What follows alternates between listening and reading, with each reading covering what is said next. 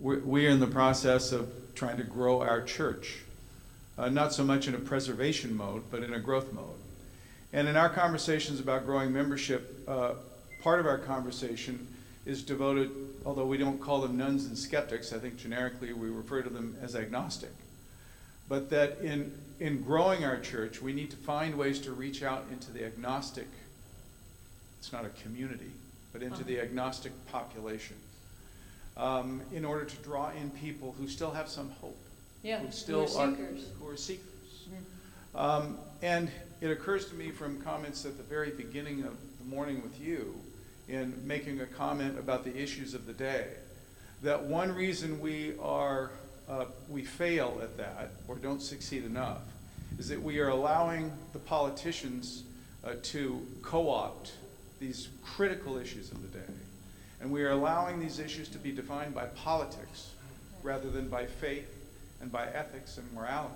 Right. And so would you talk for a moment about the importance of our faith community taking greater leadership over issues of sexual abuse, sexual discrimination, racism, breakup of families, excluding people from our borders, and how we can go about doing that as articles of faith rather than as articles of political profession.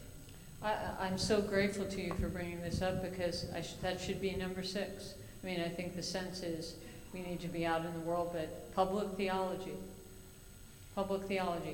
What is, I think a short answer is we have to figure out where the polis is. Remember the polis in Greece where they went to deliberate with each other? But there might be poli, different loci where people can work. So writing editorials for the newspaper as the pastor of a town, right? Sponsoring sessions. This gets so tricky in the church because pastors need to be not neutral, but open and receiving of people, whether they're Democratic or Republican or something else. But sponsoring maybe sessions where people of faith can talk honestly about what their faith has to do with whatever political issue is going on. Immigration, we have all kinds of discussions in Austin, and we should have even more about immigration.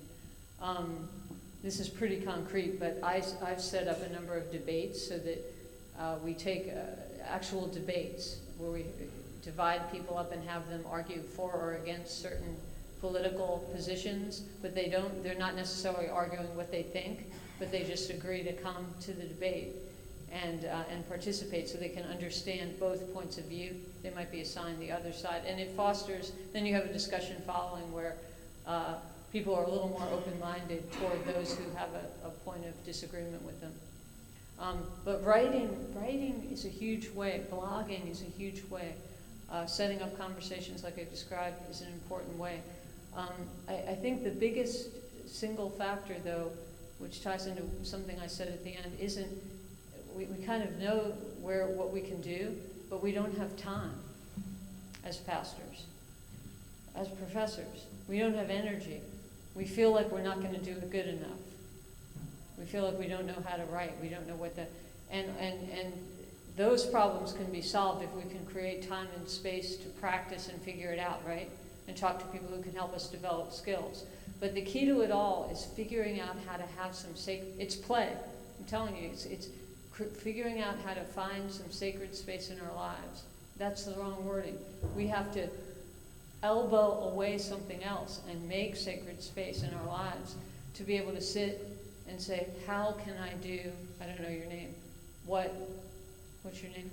Chris. What Chris is talking about. Where am I called to be in the polis? I think the rest would flow if we created the space for it. It's only a beginning answer, but it's a great point.